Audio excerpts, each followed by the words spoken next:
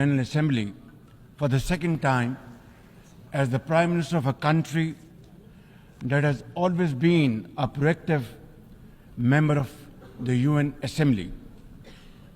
I would like to congratulate you and wish you all the success, Mr. President, on your election as the President of the 79th session of the UN General Assembly. I would also like to appreciate the efforts of Ambassador Dennis Francis for his skillful stewardship of the 78th session of the UNGA. Mr. President, the father of our nation, Wazir E Azam Muhammad Ali Jinnah, declared in 1947 that we stand by the United Nations Charter and will gladly make our full contribution to peace and prosperity of the world. Pakistan has stood by this commitment unwaveringly. Today, we are facing most daunting challenges to the world order. Israel's genocidal war in Gaza, a dangerous conflict in Ukraine, destructive conflicts across Africa and Asia, rising geopolitical tensions, resurging terrorism, galloping poverty, stifling debt, and the mounting impact of climate change, we feel the chill of a new world order.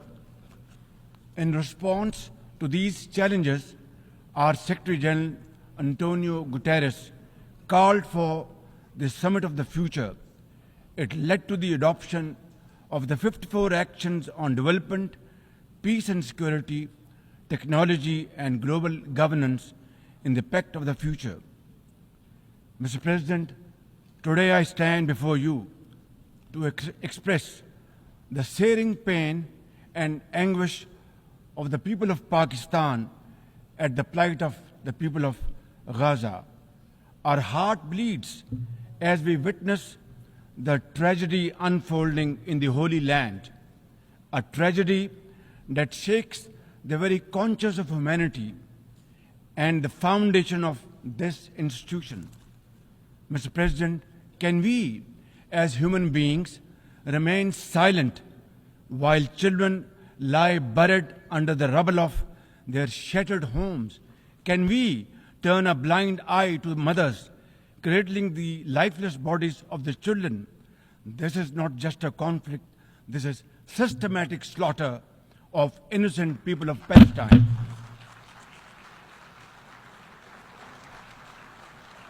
Ladies and gentlemen, an assault on the very essence of human life and dignity. The blood of Gaza's children stains the hands of not just the oppressors, but also those who are complicit in prolonging this cruel conflict. When we ignore their endless suffering, we diminish our humanity. It is not enough to condemn, Mr. President. We must act now and demand an immediate end to this bloodshed. We must remember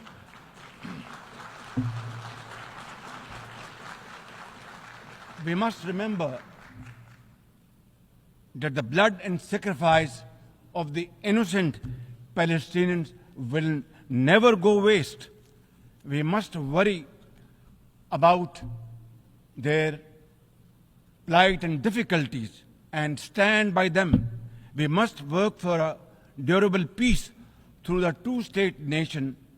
We must seek a viable, secure, contiguous and sovereign state of Palestine based on the pre-1967 borders with Al-Quds al-Sharif as its eternal capital, and to advance the goals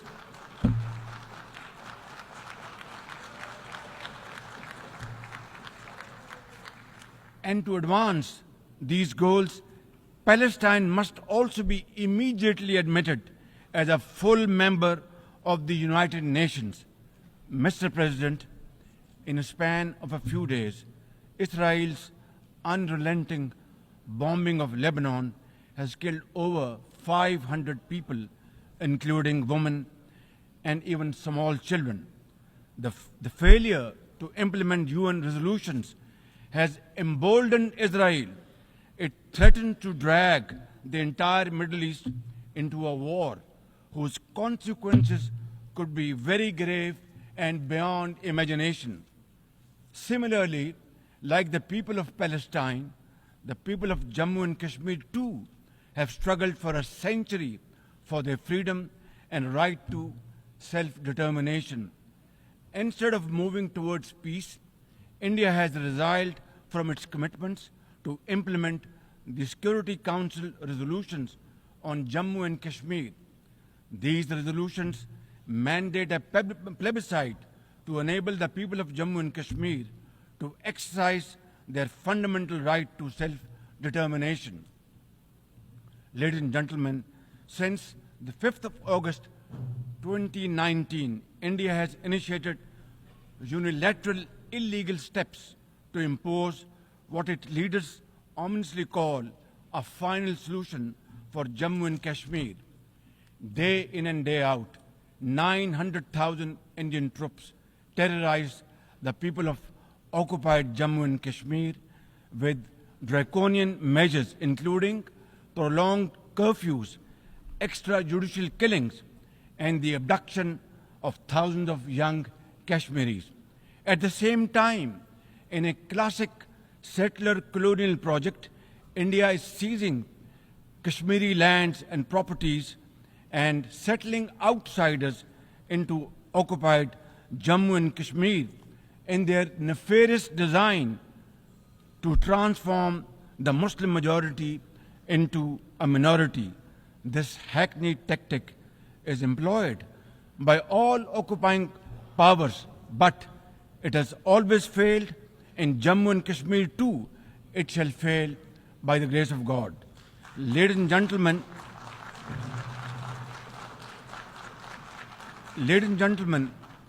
the Kashmiri people are resolute in rejection of the false Indian identity. The New Delhi seeks to impose upon them very, very severe conditions, and atrocities are being committed every hour. India's policy of brutal coercion and oppression in occupied Kashmir has ensured that Burhan Wani's legacy continues to inspire the struggle and sacrifices of millions of Kashmiris. Inspired by the legitimacy of their epic struggle, they remain defiant. Their heart-wrenching stories remind us that behind every statistic lies a human life, a dream deferred, and a hope shattered. Even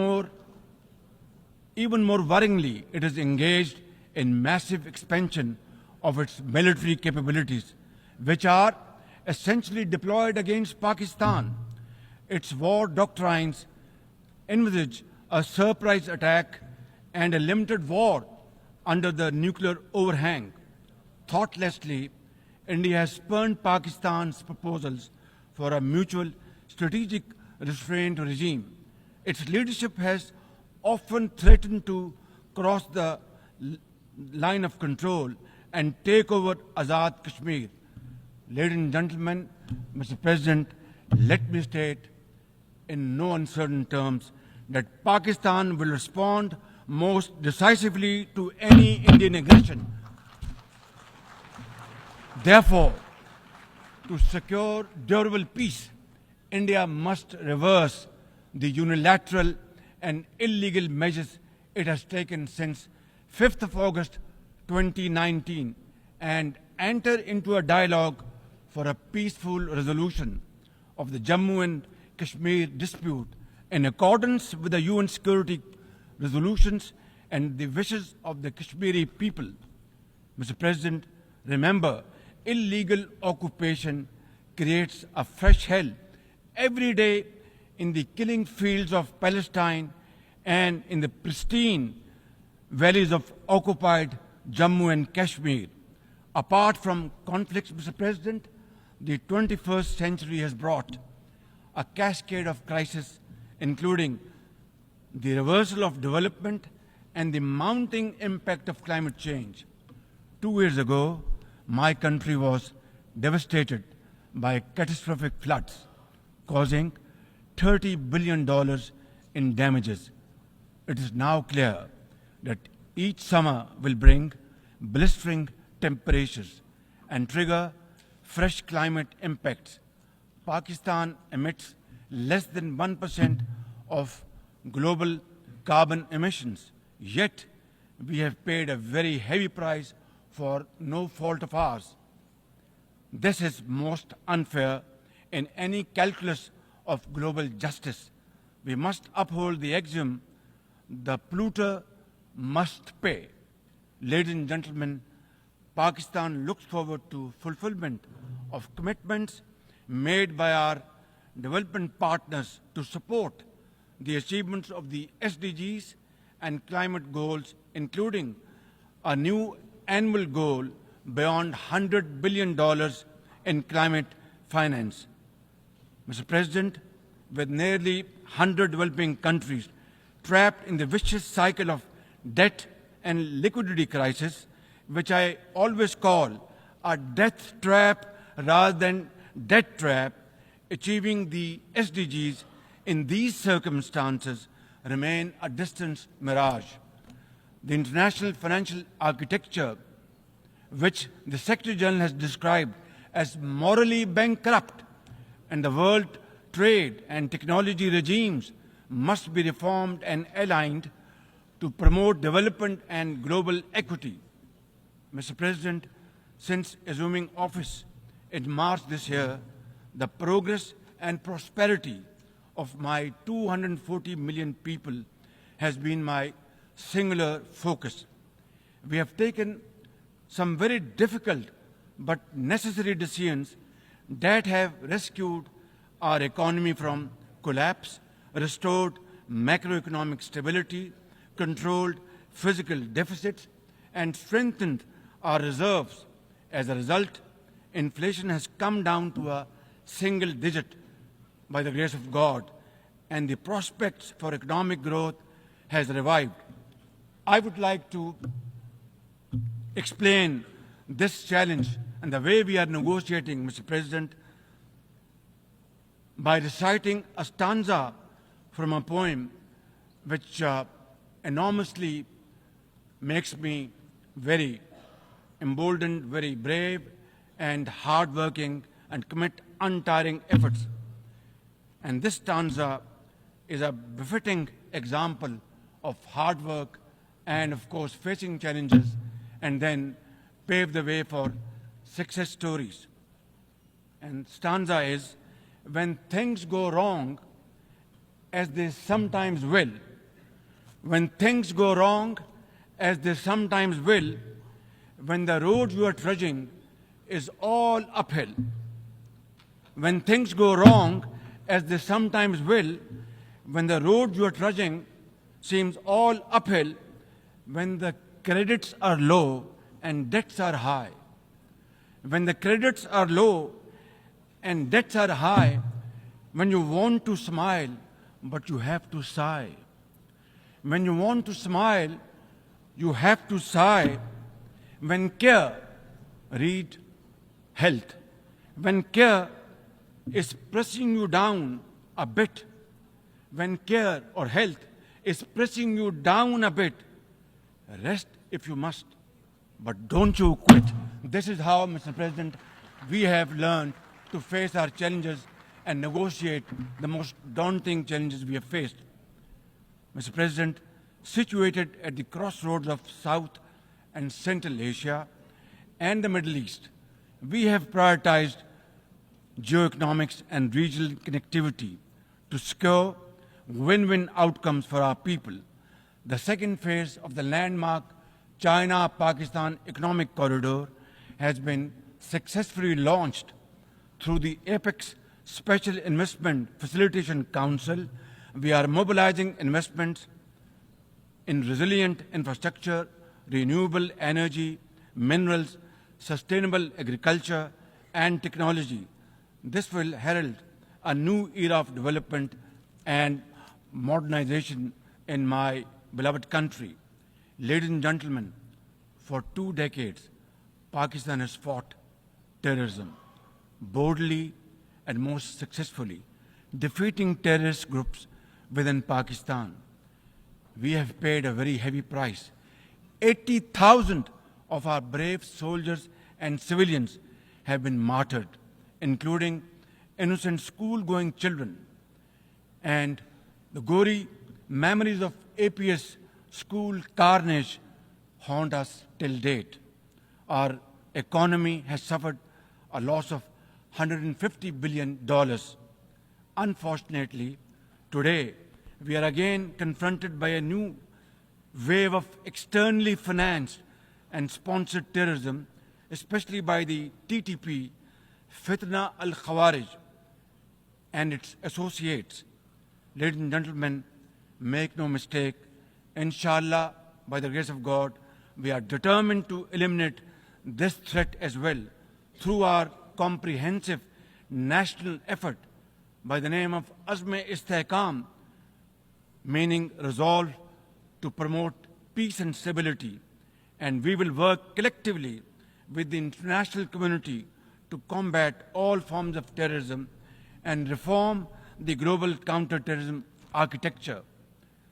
Mr. President, Pakistan seeks the earliest possible normalization of the situation in Afghanistan.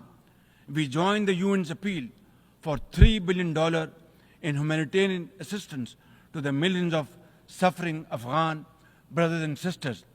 At the same time, we endorse and share the international expectations that the Afghan interim government would respect human rights, including the rights of women and girls, and promote political inclusion. In particular, the interim government must take effective action to neutralize all terrorist groups within Afghanistan, especially those responsible for cross-border terrorism against neighboring countries. These include ISIL-K, Daesh, the Al-Qaeda associated TTP, Fitna al-Khawarij, Majid Brigade, the BLA, and other terrorist groups which unfortunately are seen on Afghan territory. Mr. President, another troubling global development is the escalation of Islamophobia, which is now manifested by frequent desecrations of the Holy Quran, attacks on mosques, negative stereotyping of Muslims, and acts of discrimination and violence against them. The most alarming manifestation of Islamophobia is the Hindu supremacist agenda in India. It aggressively seeks the subjugation of 200 million Muslims and the obliteration of India's Islamic heritage. Pakistan and the OIC will work with the UN Secretary General and a special envoy to implement a plan of action to combat this scourge. Ladies and gentlemen, Pakistan seeks an immediate end to the tragic conflict in Ukraine and its peaceful resolution in accordance with the UN Charter and international agreements. Ladies and gentlemen, Pakistan has a long and proud history of solidarity, friendship, and cooperation with the nation of Africa. We will continue to cooperate with them to counter terrorism and resolve regional conflicts, including through UN peacekeeping and peace building in the region.